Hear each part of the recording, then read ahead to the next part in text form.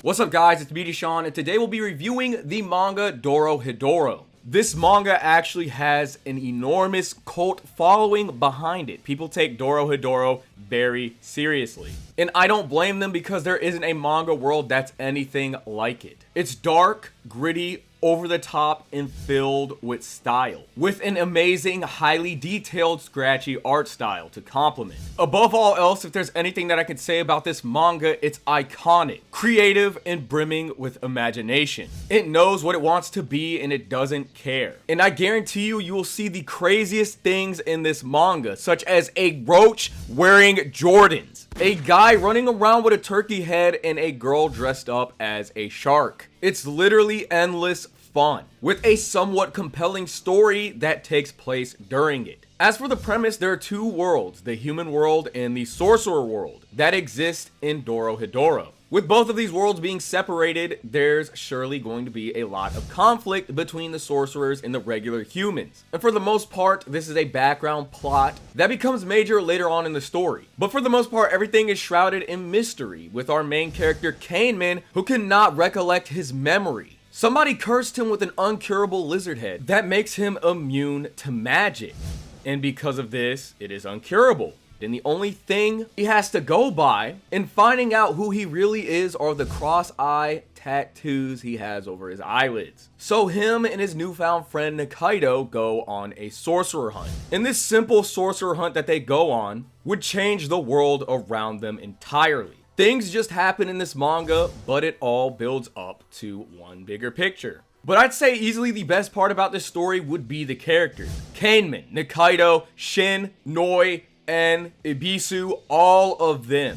I can't stress this enough, it feels like this manga does not have a single bad character. I've never read a manga where every single character was enjoyable and interesting to read about. Kaneman's design, his lizard head, and his love for gyoza, followed by his identity crisis, alongside his simple-mindedness and gung-ho attitude, easily made him my favorite character. He is multiple characters in one. And if you read this manga, you know what I'm talking about. And his partner Nikaido. She would be just as mysterious as Kaneman and have one of the strongest magics in the entire series. At one moment, she'd be cool, calm, and collected. But if you piss her off, it is over. The way she would fight was just so satisfying. Flipping around and kicking you so hard that your eye would fall out of your head. The agile movements with such power made her fights hit that much different. And from the moment Shin and Noi appear, the rivals to both Kaneman and Nikaido, they complemented the protagonists perfectly. To show you how insane this world is, once every year there's a special holiday where zombies would rise from the ground because of all of the magical distortions that the sorcerers would create, because every time they use their magic, they create a black mist. This black mist would form in the atmosphere and practically ruin the human world, the whole.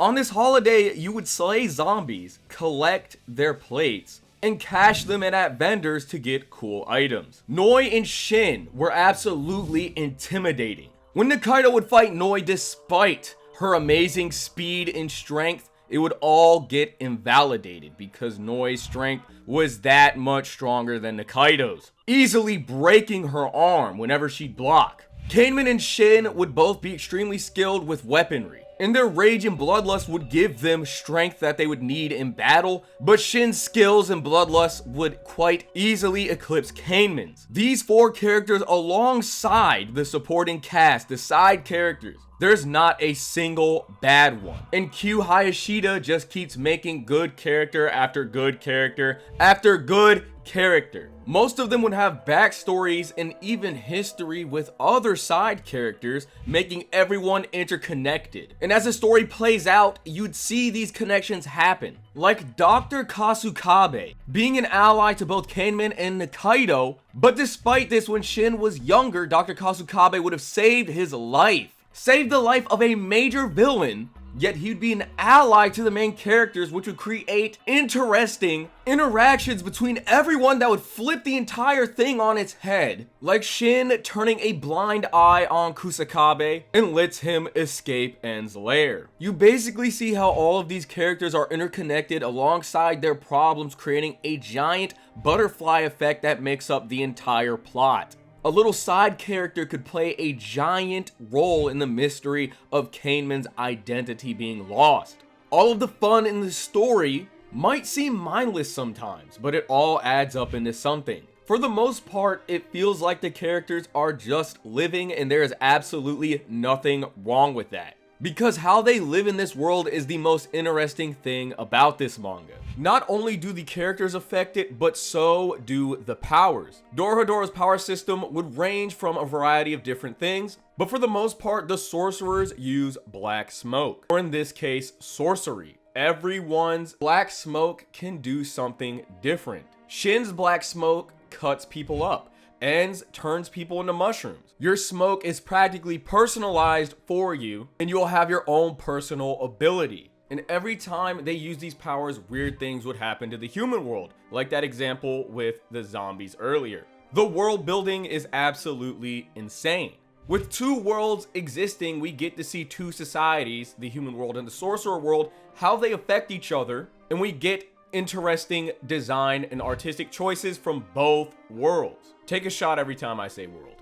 Now I feel like this is a good moment to talk about the plot and writing style. There's a lot of things that I've just praised about it, but that doesn't mean it's all hunky-dory from here on out. Now, with the character goals being relatively simple, find Kaneman's identity, this and that, and while they're doing these things, more of the plot unfolds. That keeps the reader engaged and intrigued, but at times, it can feel like the plot is constantly changing and can overall destroy the entire story.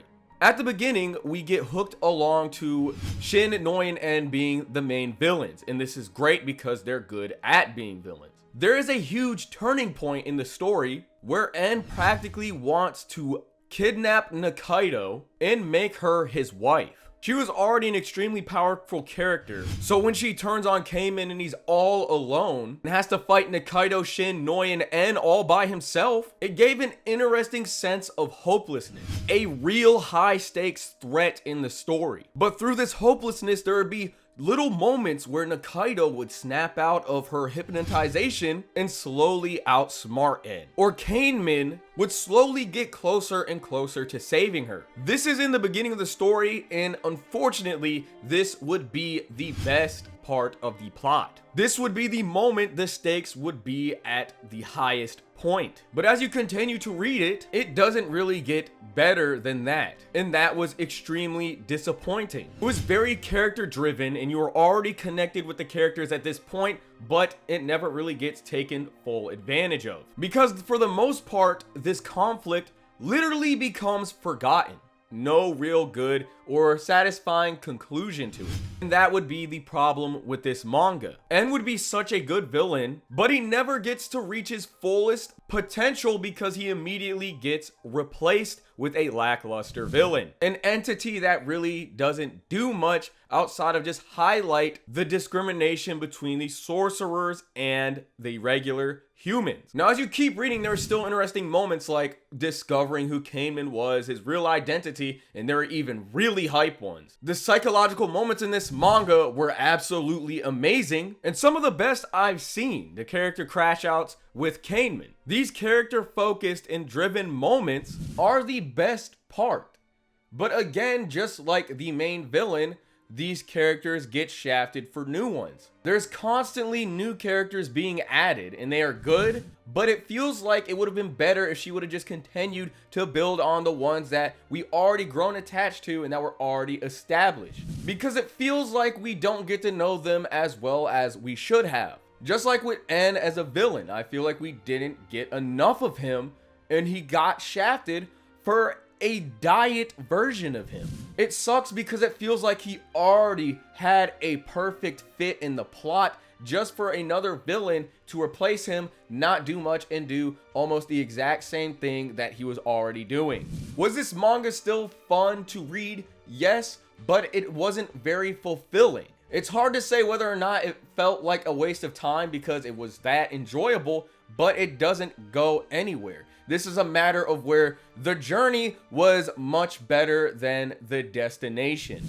Now, some people might like the journey and not care about the destination, but if the destination does matter to you as a reader, like it does for me, that might be a huge problem for you when it comes to this manga. It genuinely feels like Q Hayashida got tired of making it and wanted to move on to her next story, and that's very unfortunate because Dorohedoro had so much potential. Again, there are epic moments, but at the end of the day, with the overall plot, it doesn't feel satisfying. Like with En wanting to marry Nikaido, again, it gets shafted like an afterthought, like En just kind of forgot about it. I'm not going to tell you exactly what happens because of spoiler reasons, but it's just like, why did we handle this conflict in this way? Even at the very end of the manga, there are two characters that had some history with each other. Kaneman and some other guy, I'm not going to say who it was, but this stupid cliffhanger thing that we get, just why? I really can't stress how unfulfilling it is because it's one of those things where it's like, okay, everything goes back to normal. We are all returning to our normal lives, but it wasn't handled in a very good way. Like, look at this. The author even has to explain it. Things we learned in Dorohedoro 23. The whole is at peace, sorcerers still exist, Holy's been clean, Kaneman and Nikaido are best friends forever. Things we learned from Dorohedoro. Everything goes back to chaos. Now, I've looked at a lot of entertainment and read a lot of manga, but a genuine question is, what the fuck does that even mean? There are still conflicts that are going to happen in your life and you just live through them? That wasn't a very good, accurate representation or interesting one that really makes this narrative compelling in any way, shape, or form. There are plenty of mangas out there that do have this cliffhanger-esque ending. Literally most shonen like Dragon Ball, Toriko, The Adventure Never Stops, this and that mumbo jumbo. But at least those were still satisfying at the end of the manga. With this, it just kind of feels like you waste your time reading it. It feels like a slap in the face. That's why I'm hesitant to even read her newest series. I don't want to invest my time in something and then just get disappointed. Because the interesting plot and characters that the story had got thrown to the side for even worse narrative and worse characters. Why was the end point of the story a diet version of what you were already giving us? I did not want Diet Coke. Why did you give me Diet Coke? And that would be why I have such a love-hate relationship with this manga, because everything was perfect. Everything was so good and it got you so invested. But everything falls off and still retains some form of entertainment value in the weirdest way possible. It feels like her writing style bit her in the ass in the end. And I know I cannot be alone on feeling this. It's so weird because I see so many people praise this manga, but they never address these issues that occur within it. I cannot be the only one who felt this way while reading it. I see nobody talk about it. That's why I question if people even finish Dorohedoro. Do they just read it and never get around to finishing it? Because absolutely nobody talks about the latter half. But maybe that's for good reason. So when it comes to recommending this, I feel torn. I feel so torn because it's so good and I feel like everybody should look at it, read it, but I just don't know. I kind of feel like it's worth the read, and if you end up not finishing it, I feel like that's the way the ship's gonna sail. That is my take. Do I recommend it? Yeah, but if you never finish it, I sure as hell do not blame you. But if you don't finish it, you're gonna miss out on some really cool moments. But you're not really missing anything from the plot. There's no interesting parallels between the humans and the sorcerers.